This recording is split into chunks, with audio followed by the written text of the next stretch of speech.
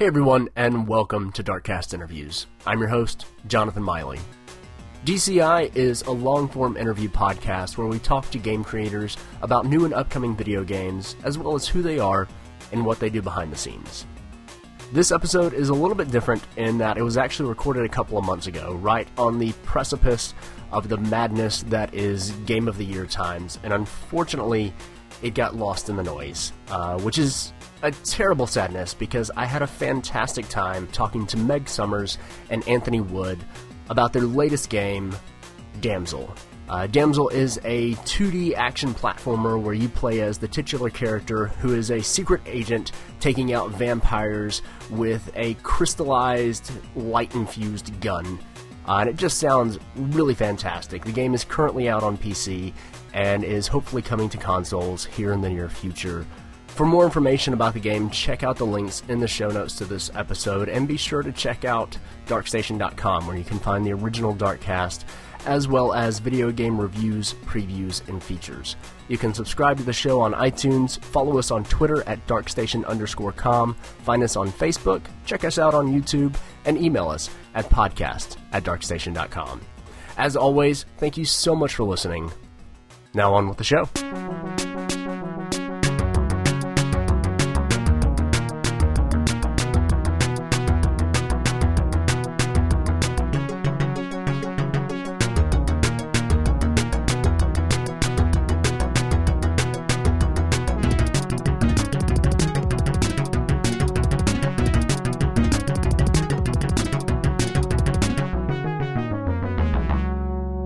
Welcome everybody to the Darkcast. We have an exciting episode here for you today. We have not one but two people to talk to, Anthony Wood and Meg Summers. How are you guys doing? We're good. How are you? Going well. I'm doing great. Today we are here to talk about the video game Damsel, which recently came out on Steam. But before we get into that, I would like to talk a little bit about who you guys are and what you do at the studio. Yeah, so hi, I'm Meg Summers. Officially my job title, I guess, is producer and lead QA, but I do all of the finances and paperwork and admin and HR, and then pretty much all the stuff that's producery for the company. And then for the actual game, most of the time I spend testing the game. I come from a QA background, and then we work together to schedule out most of the tasks and everything like that to keep the game tracking. Awesome. Now, for anybody that doesn't know, I mean, QA's obviously quality assurance, but what all is kind of involved in that side of the game making process? Wow, that's actually an awesome question. So yeah, QA is a quality assurance tester. So it's a lot of people associate the word play with testing, but I'm really it's running over a series of tests to often that are some of them are set out in test plans, and some of them are, you're exploring what the game can do, and you find something, and then you've got to go back and figure out how did you make that happen, and what exactly the symptom of the bug is, so that you can send that over to a programmer or the artist or a designer, so that you give them enough information so that they don't have to do the work finding the symptoms, so they can fix the issue. So yeah, it's like a big puzzle. I really enjoy that side of things. Yeah, but it does get tedious because a lot of people get very excited at parties when you tell them you're a games tester, until they realize that it's the one game for 2 years over and over and over again, with a little bit extra put in every time you're playing it. So what is it like playing what? I mean, obviously anybody that's making a game is going to be playing their game over and over again throughout development. But I feel like with the intense purpose of finding bugs for programmers to be able to squash, like that's that sounds like kind of a grind sometimes. What is it like playing the game over and over again? Like, looking for those little, like, trying to break the game. It's hard so I work part-time on another game as well as their lead tester, and so I find it's harder with Damsel because it's our baby. And so every time you're going through and the sole purpose is to find something wrong, it makes that grind a little bit even harder. But it's I find there are little tips and tricks that I use myself when I'm getting bored, because it is just it's a grind. Sometimes, I come up with things like, okay, I've started a new level and I've never played the game before, and I've never played a game before. Pretend, how would somebody like that press the buttons? Would they just try and run out of the environment for 5 minutes?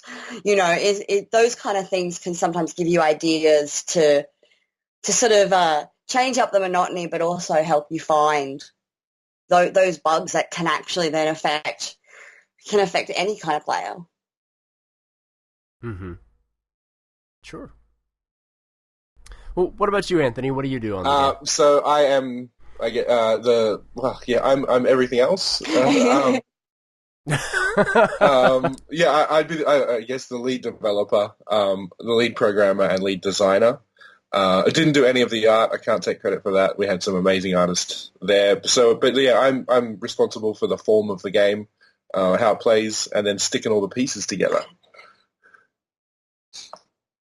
Cool. Very cool. I'm not going to ask you to try to describe all that, because I think we'll be here for quite some time if I do. No, that's cool. I'm sure everyone that you speak to is on my half, so there's probably a long history of that explanation anyway. We're good. Generally. So, Meg, you mentioned that you work on another game as well. Anthony, do you work on any other projects in addition to Damsel? Yeah, I do. So my side hustle is taking other people's games and porting them over to consoles, which is kind of cool. I get to do that from home as well anyway, so I just get an email and say, make this game work on the Switch. And so, I spend the next couple of months doing that. So it's a pretty cool side job. I get to work in the same tools that I work in with Damsel, and I get to work from home, so I get to play with, play in the same environment. It's pretty relaxed for me, unlike Meg, who has to go into an office, half the week. See, I feel like going into the office would actually be kind of a good thing, because usually when I stay home, I don't get anything done. So I feel like it takes... I feel it sounds super nice, but I feel like it takes a special person to be able to work from home. When you've been doing it, you get into it. There is that the novelty of freedom for the first year, where the permission to not wear pants is it's the best thing ever. But after a year or so, it becomes a job, a relaxed job. But you find that motivation, especially if you want to eat. You find that motivation pretty quickly, and it settles down. And I admit I probably start later than most people, but I also have the luxury of finishing later than most people as well. So I do get a sleep in. I'm probably just advocating for sleep ins here. I understand that. I understand that. So, what did you guys do before working on Damsel? On the website, it lists several video games that you guys have worked on before. What's some of the stuff that people might recognize from your background? From our studio, you probably wouldn't recognize any of the games. We made mobile games for 5 or so years. The biggest of which was a fun little game called Bank Job, which people seem to like. It probably didn't do the numbers that most people would have heard of it, so that's cool. And then we worked on other projects with other studios as well. Meg and I both worked on the Hand of Fate series at Defiant Development. That seems to be the one that everyone knows. And then that was sort of my introduction into professional game dev, but Meg had a bit more of a storied career. I'll let her. I was lucky enough to get into the industry just before there was a collapse here in Australia after the GFC, and we had about, I don't know, 7 or 8 major international studios just in the one city. It was great. It was sort of and then spread out across the rest of Australia. So I was lucky enough to start my career at Pandemic, and then was there when EA bought them out, and so sort of went on that ride as well.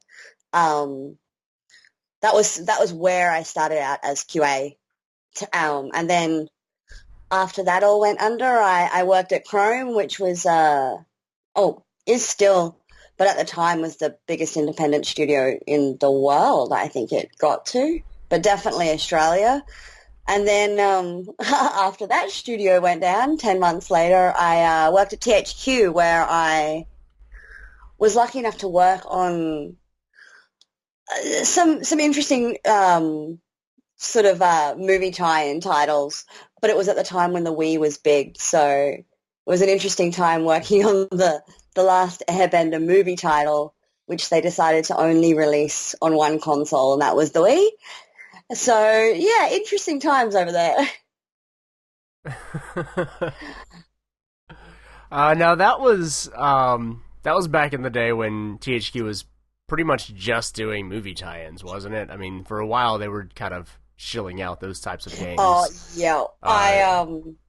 I was on The Last Airbender and then moved straight over to the Mega Man movie game, which was Megamind, sorry. Oh, I was like, what? There was a Mega Man movie? I never knew that. It would have been the better movie, maybe. Well, I think they both involve a blue person with a big head with some sort of superpowers. So, I mean, to the layperson, it's probably the same thing. But that's, so, yeah, Last Airbender to Megamind. That doesn't sound the best. But now you're getting to make your own thing, and that is fantastic. That's awesome. Yeah, we're pretty lucky, I guess. Yeah. Absolutely. How long have you guys been working on Damsel? It's been since the initial idea. It's been 4 years, and maybe 3.5 years of solid development on the game. It's had a number of iterations, as most indie games tend to. Trying to find the right idea, trying to find the right set of mechanics. So in its current form, probably 2 years, but 3.5, 4 years total, sort of sitting in that project, thinking about the game. What all kind of revisions have there been? Like, is the game similar to what you originally set out to make? So it started much more literary. We wanted to, tell a bit of an alternate Dracula history. Mechanically, it was much longer form, more traditional long linear levels, and really interjected with a heavy story. But we realized, and after we threw it at people and got their thoughts, that it was a bit of a crowded market we were trying to get into there. And so that's where we reshaped it into this much faster-paced, arena-based, arcade-style game. Those mechanics were a little bit more interesting to me anyway, so I got really interested into that second-to-second gameplay and how we can optimize for that. And so Damsel was the product of that, and it's kind of unique, which is a blessing and a curse. So yeah, it went from a more long form to this short, quick, where the story is there for a little bit of color to make it a little bit more interesting. But it's not a story-driven game. It's definitely about the mechanics and jumping in and playing. Very cool. Well, so for people that don't know what the game is, kind of what is the setup and what is Damsel?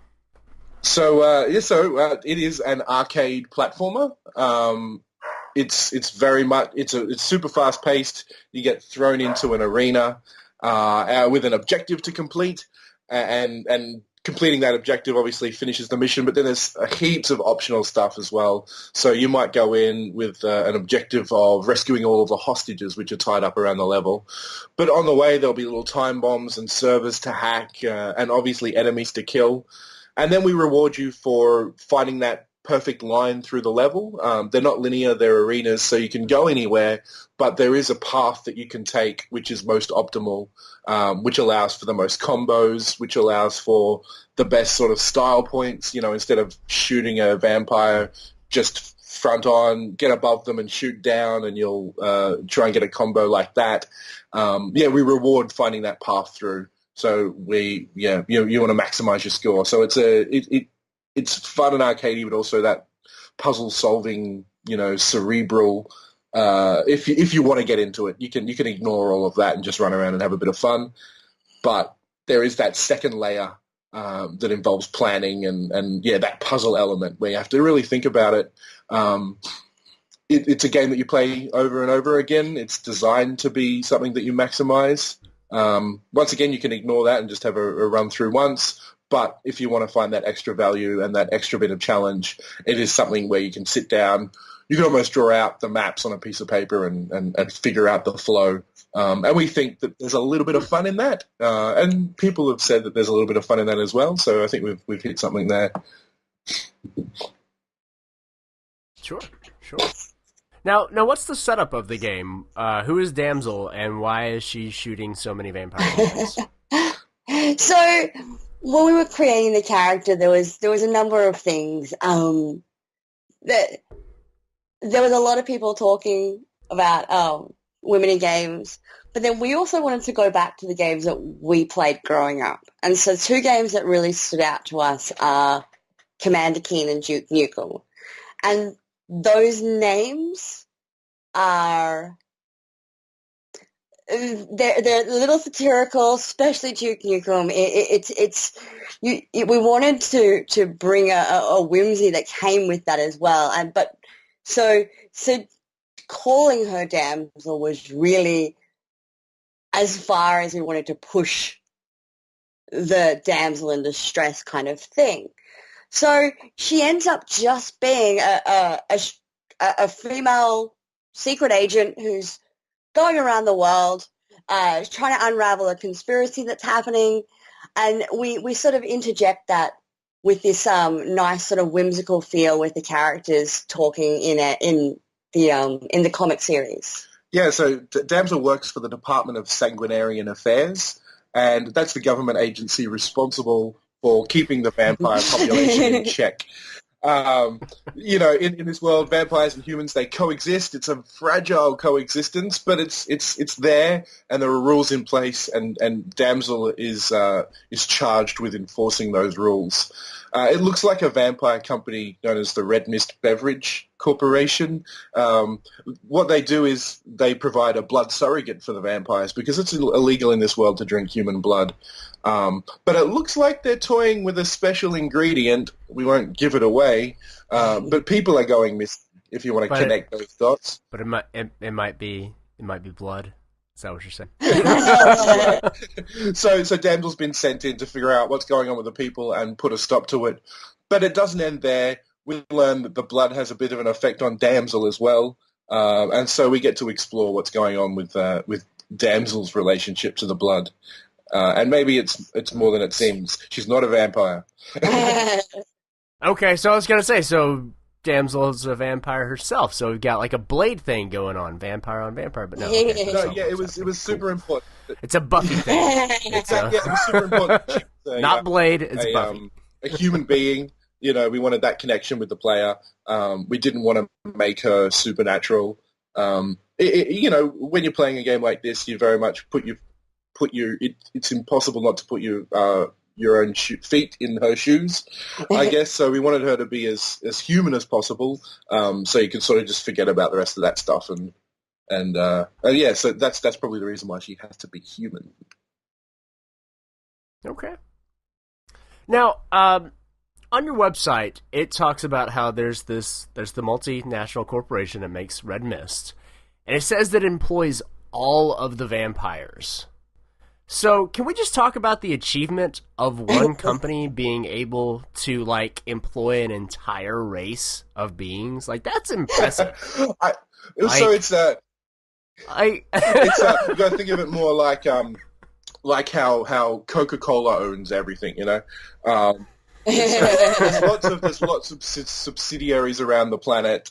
There are. Oh, why'd you have to go and make it more realistic? That's not interesting. But then there is a psychic connection between all these vampires as well. There's a hierarchy there, and there's also like this mob loyalty as well. Vampires tend to be very familial, so you know once you get turned, if you get turned, it's also illegal in this world. You sort of pledge allegiance to the family. So there's the vampires stick together. So they're kind of the mafia too. Yeah. Well, you know, we're trying to draw those parallels from all those bigger organizations that have that thing in them that might make them evil. You know, the big groups of people getting together is sometimes a questionable idea. So we're trying to explore that. Sure. Now, so you mentioned that the drink has some sort of effect on Damsel. Is that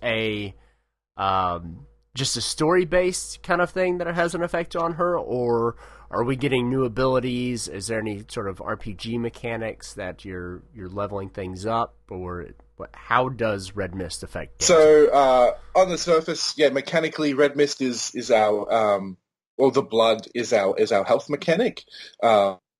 So engaging with the blood gives you more health around each level. She doesn't level up across the game. We don't upgrade weapons. The idea is that you get given a set of tools and you master those tools. But interacting with different things in the level, especially like there'll be like blood barrels scattered throughout a mission. Shooting those barrels is going to increase Damsel's health, but it'll also increase the health of the vampires around them, around the barrel. And then sometimes as well, an enemy might, spawn in to challenge you if you take out that blood barrel. So it's it's connected mechanically because it increases her health. It creates that sort of psychic link between Damsel and the vampires as well because they're all drinking from the same blood. And then we jump into the story. And we sort of explore that a little bit as well, but that's later in the game, so I won't give it away. Sure. Absolutely.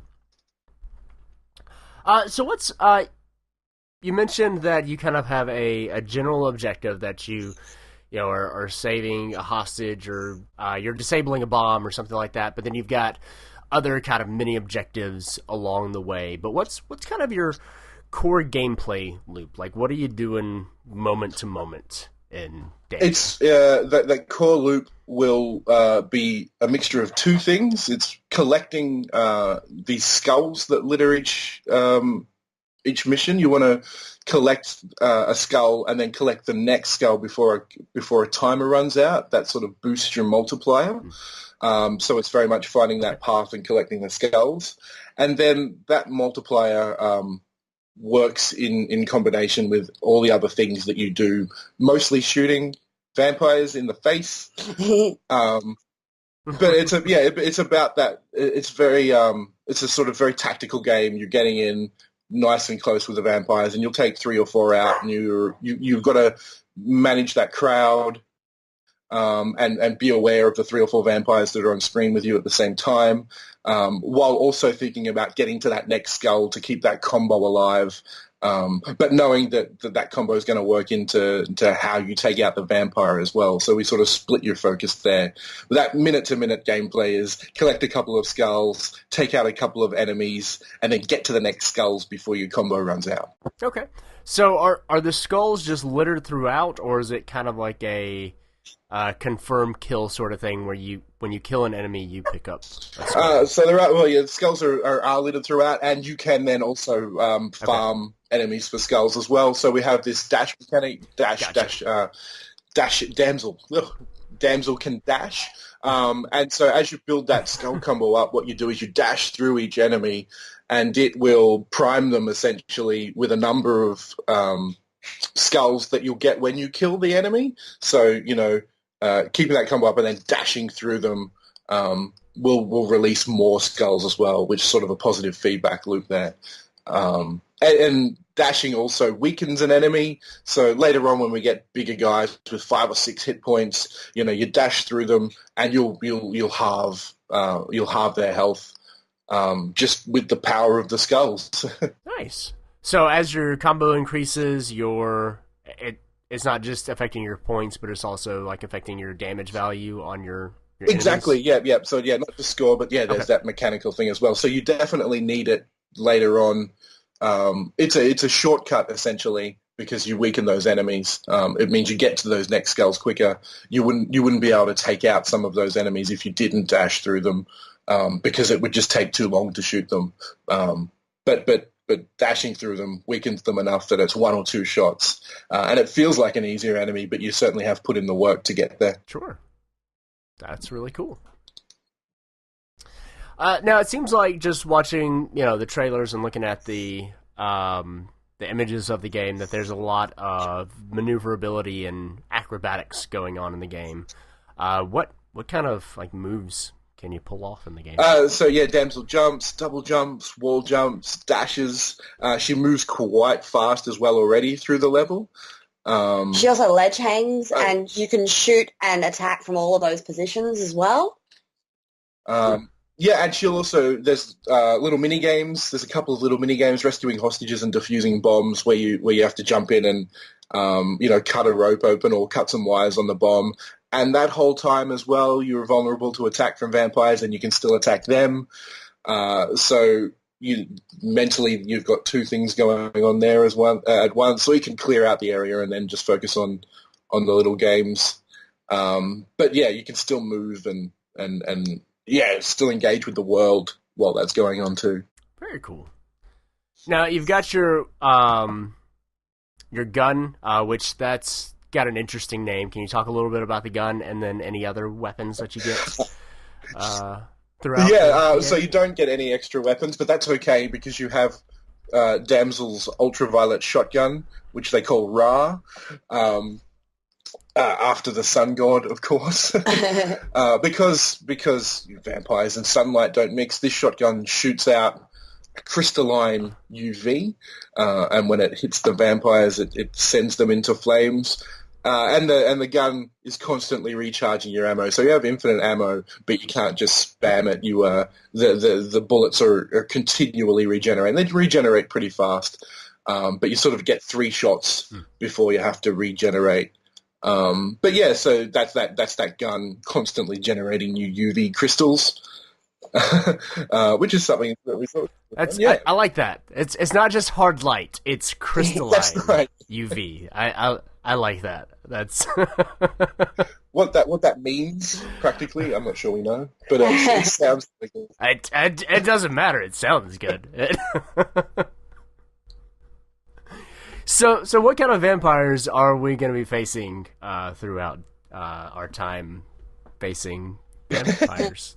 That didn't sound right, but you know what I mean. So you'll it's a series, I guess, of corporate vampires. They're not too bright, but they are pretty brutal. There's no sort of crazy 6-legged, vampire monster things. They're all grounded in this world. And there'll be guys that hit you with batons, and then they've got machine guns and rocket launchers and, electric rays that'll stun your gun for 5 seconds. Big hulking charges that'll, they won't kill you, but they'll knock you around. And there's plenty of hazards in the levels like spikes and laser beams that you'll get knocked into.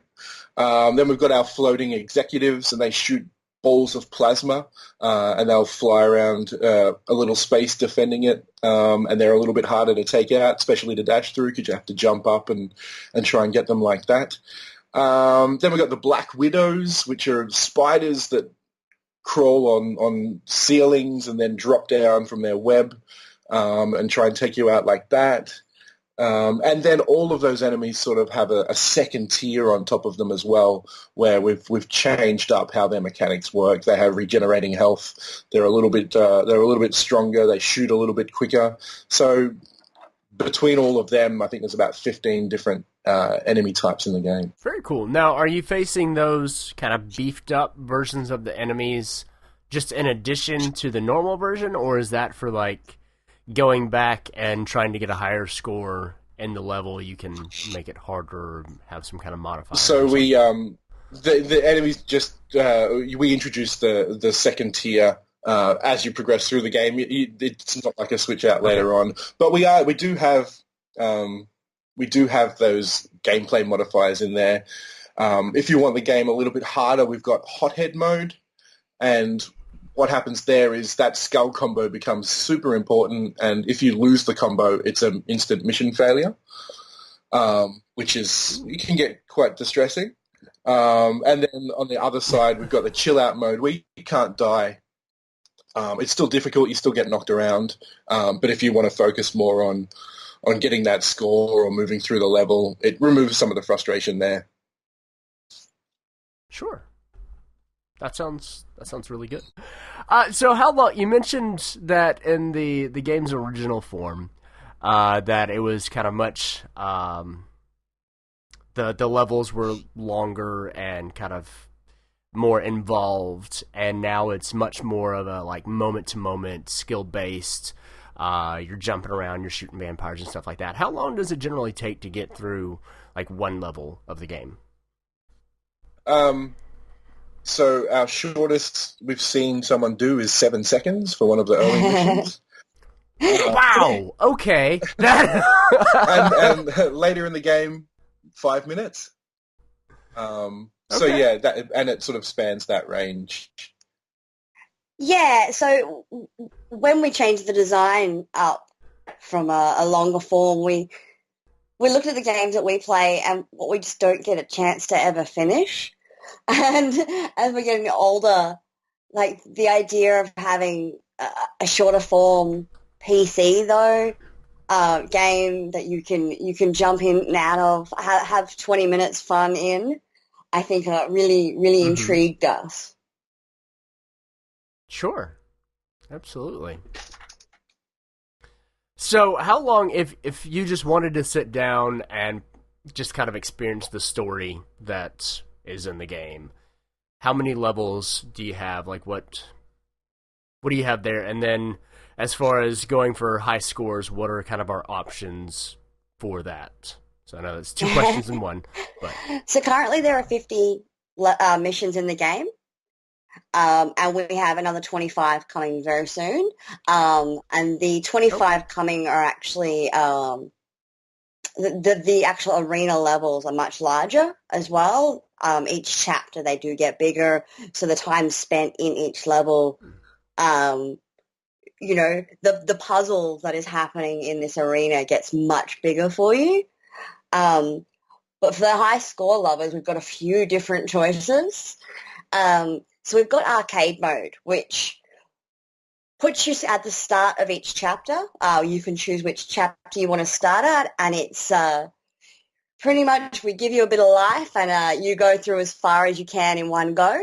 And then we've also got our weekly challenge, which is our Damsel Dash. So we get 5 different levels randomly from the game every week. And it's a high score challenge for the end of that week, who gets the highest score coming out at the end.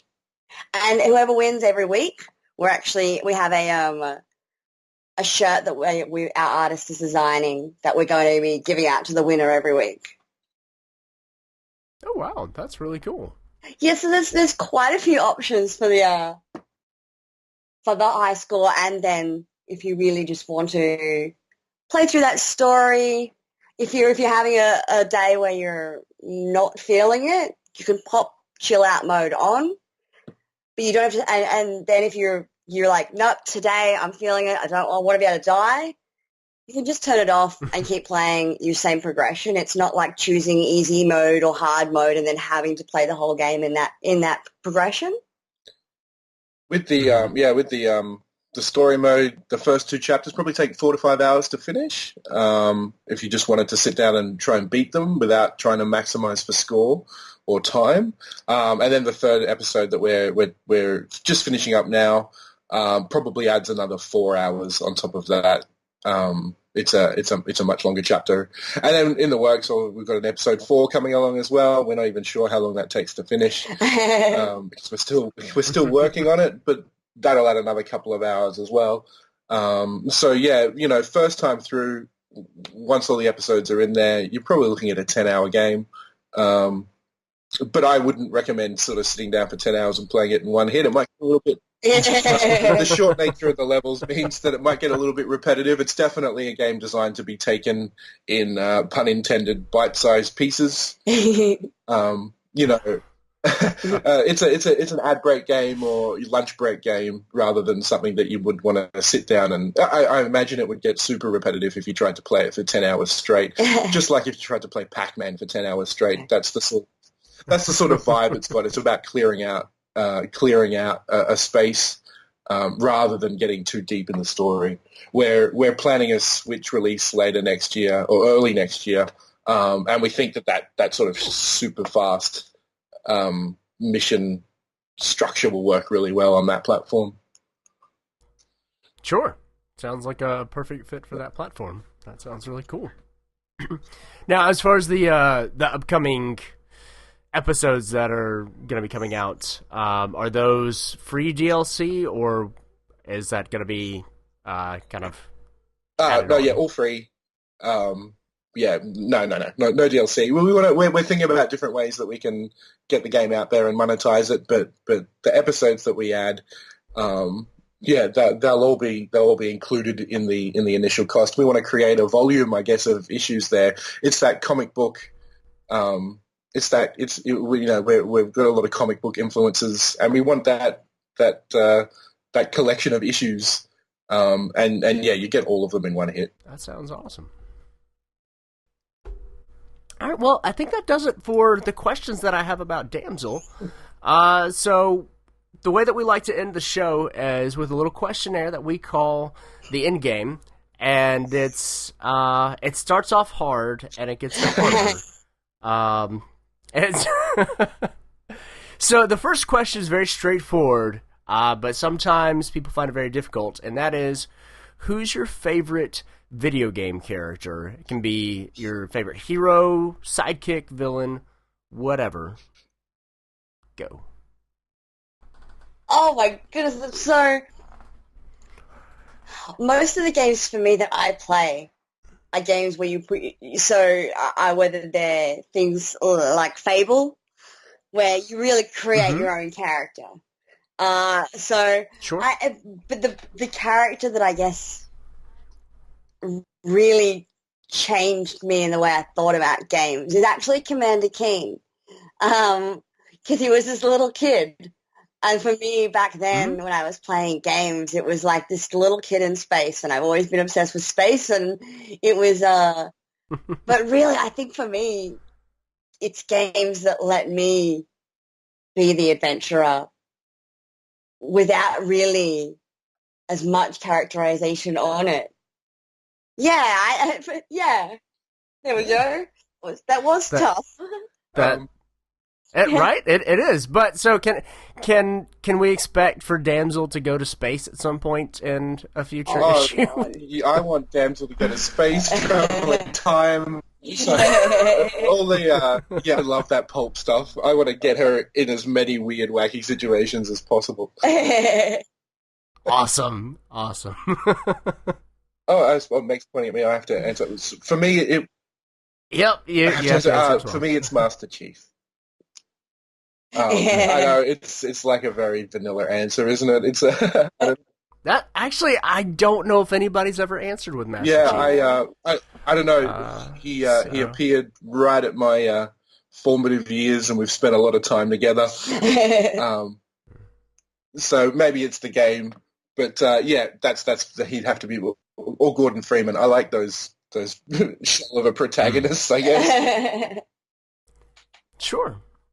It's I don't know. If you do a not necessarily silent character, but just kind of a more blank slate character, and you do it well, I think the whole idea of inserting yourself into the character can work really well. I think it just got so prolific that people got tired of it and wanted to, have the character be their own person or yeah, it's we have that whole sort of spectrum now, which is kind of cool.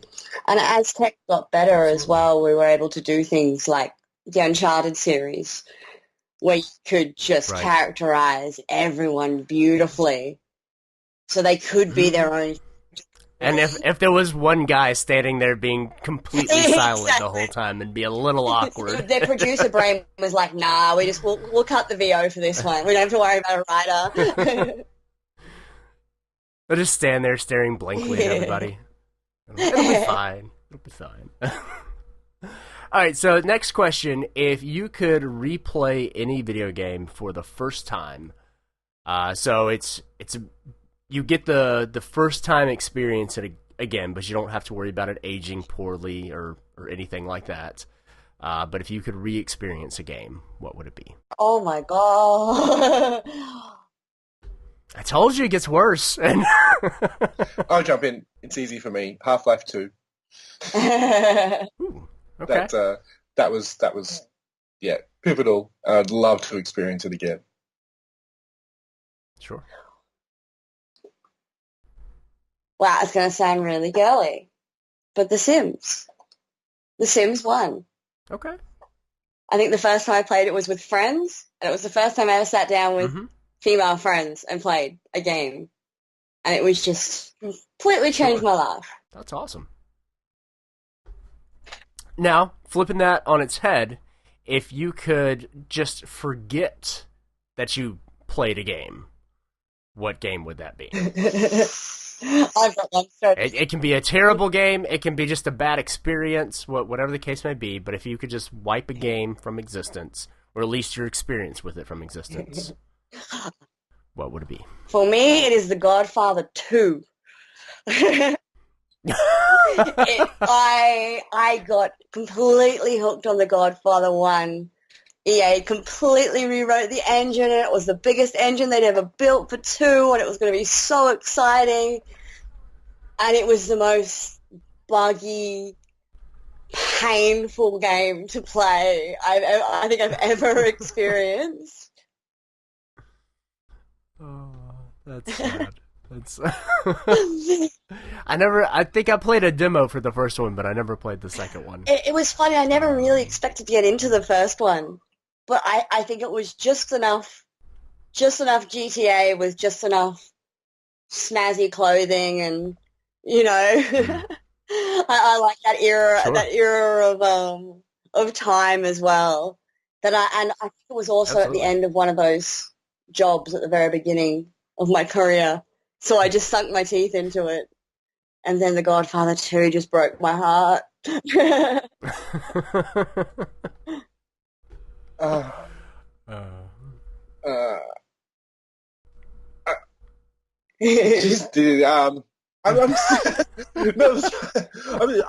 don't have a very strong tolerance for bad. I drop out.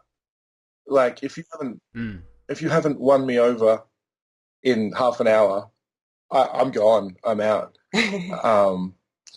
So it's hard because do you want the controversial answer? Oh. Yes, always. Jeez, I want to remove Gone Home from my memory. Interesting. Wow. I didn't enjoy it at all, and I want my 2.5 hours back. There you go. I am really glad that game exists, and I'm a big fan of Steve Gaynor and what Fulbright just kind of does as far as being in the world. But I'm gonna say I didn't really love the game either, so don't. So yeah, as a dev, I have this and yourself too. I'm sure as someone who covers games, there's this internal expectation that you have to experience all of them, or at least you feel bad if you're not sort of surveying the entire landscape. Whereas movies, there are, you know, wide swaths of movies that I just don't watch. They're not my thing. So I think for me with Gone Home, it was one of those things where as someone who, you know, works in games, it's something that you've got to play. But as a fan, as a game player, it's not my thing. I don't really. Oh, look at Damsel! It's super mechanic. You know, I'm more drawn to that mechanical area rather than that narrative space. Although I do love writing stuff as well. But yeah, so I think for me, that's where that tension came from. As someone who feels an obligation to play lots of stuff, but yeah, it wasn't for me. Gotcha. Yeah, one of my biggest problems with it was that the game utilizes the language of horror in both video games and movies, where you've got a storm, you've got flickering lights, you've got creaking floors, and I constantly expected the game to take a turn for the worse. Yeah. And even up to the very end, where it has a happy ending, I was expecting to find, like, corpses in the attic or something, and that never... And it's not that I was disappointed that didn't happen, it's just I felt almost, like, betrayed by the game at the end of, like, you built up this expectation, like, you used the language of horror to tell a love story, and, like, I just don't know... I don't know what to do with my hands. I guess for me, maybe it certainly tried to tap into a very specific nostalgia, and I was that age when the game was set, and maybe being from a different country, it didn't quite. The nostalgia felt wrong to me. It wasn't my. It wasn't my. Wasn't your nostalgia? It was like a bizarro nostalgia. Like everything was right, but just off a little bit. I assume because of cultural differences. Yeah. And then the other thing, I didn't mind the mum and the dad stories, but I couldn't get into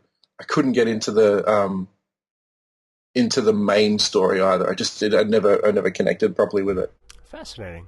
I like it. Moving on, though, what is a trend in video games that you really like? Whether it's prolific and everywhere, or you've only seen it in one game, whatever the case may be. What is something in video games that you wish you could see more of? Wow. I'm very much enjoying. The trend, like all things is backlash from all sides, but I'm very much enjoying the fact that genres, that there are just so many different kinds of games at the moment. It's very much if you want to play it, someone will have made something like that. And that for me, like there's always in the indie scene frustrations when, you know, like we make an action game, and I love that there are this whole trend of no shooting at all in games, no violence at all in games. But then there's this little bit of competition then between the non-violent and the violent of, oh, you know, one shouldn't be there or one should. And I really just enjoy the fact that there is something out there now for everyone. Absolutely. Games are big enough to have all those gosh, things. yeah, and it's just going to get bigger. It's just going to be more ideas. Absolutely. I guess, so for me, the trend that I see emerging, maybe it's been around longer than I've seen it, but where finding a nice place for mechanical play. So, like, you look at Doom, the 2016 Doom, and they went back to those roots. So I guess it's a rehash of a bit of a trend. It's much more about the gameplay rather than creating and they successfully create an atmosphere, but it's not about that. It's about that gameplay. I thought the arcade mode in Far Cry 5 was heaps of fun. And I see that sort of popping up now everywhere. People aren't necessarily worried about, you have to tell this deep story, or you have to, that's what people crave. It's like some people want that, but some people do just want to maximize their skill. And there's not as much fear now. I think there's enough products on the market that we can start catering again to those smaller groups. And I think there's a lot of people out there that just want to play that skill. It's it's play with a skill bent and maximize their abilities and things like that. So I definitely want to see more of that. Very cool. Very cool. Now, if there was a trend or a trope that you don't like and wish to see less... Crafting. It's funny because I love crafting. Sorry. Yeah. I think we know how strongly Anthony feels about that one. I think so. Mine all comes behind what about you, man? monetization tactics. Whether the loot box thing, but then also, like, for me, mobile games are a completely legitimate place to game, and there are still just practices that, you pick up some new games and it's like they haven't balanced at all their monetization right. And I completely understand people needing to make money, but we're in a very weird place at the moment on how people get games. And things are changing a bit with subscriptions and so like the passes for the consoles. But then, how some of the bigger places, are trying to manipulate their own gameplay to not be gameplay to make sure that people can spend money. I guess that's probably for me a trend that when you manipulate something so that it's not even fun anymore, just to have money coming out of it.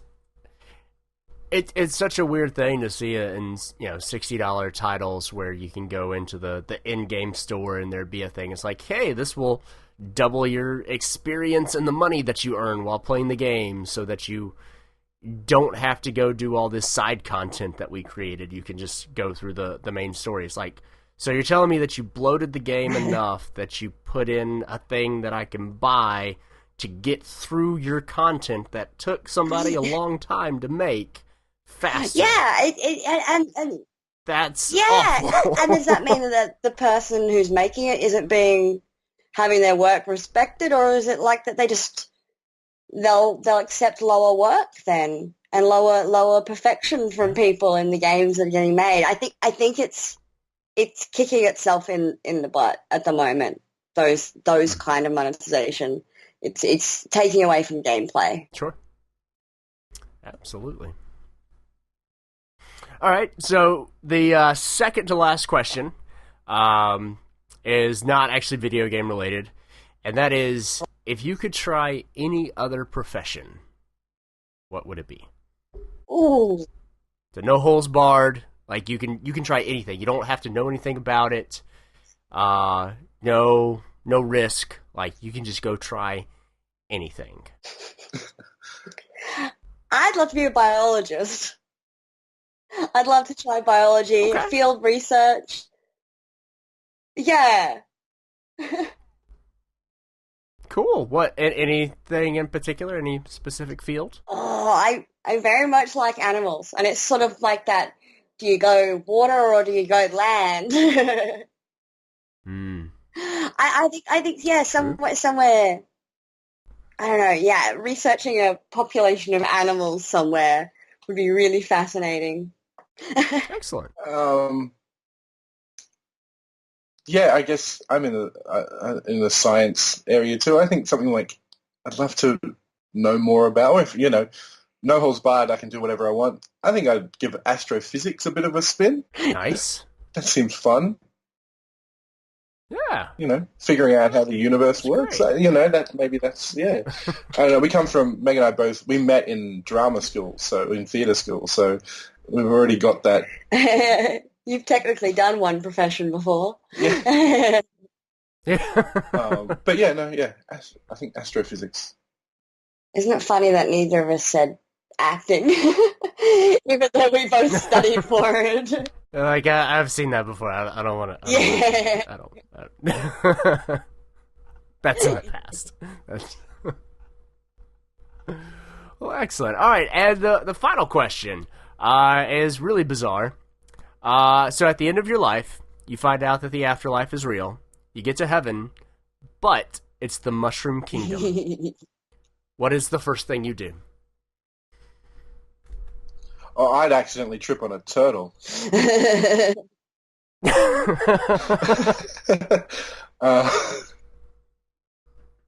Kick it and just watch it Yeah, bounce I'm a pretty endlessly tall around. guy, so I'd probably hit my head on a brick or something like that. I'd go find the race course and do some What race karting course? myself.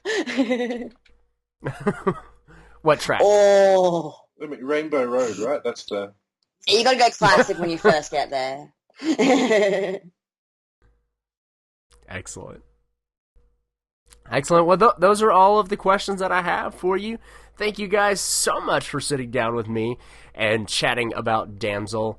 If you could let our listeners, or if you could send us out by letting our listeners know where they can go to find out more information about the game. Yeah, cool. So you can find out more information about Damsel by visiting damselgame.net or searching for Damsel on Steam. And you said it will be available on Switch sometime next Yeah, year? that's our plan. So Steam now, and then next year, Xbox, PlayStation, and Switch. No specific dates confirmed yet because it's just me doing the work. But as we get them out, and we'll get them out as quickly as possible. But yeah, first half of next year. Fantastic.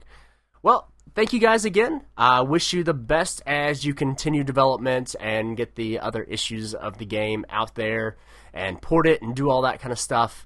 But thanks again for chatting with me, and have a good one. Thank you very much, Thank you so Jonathan. much. Bye.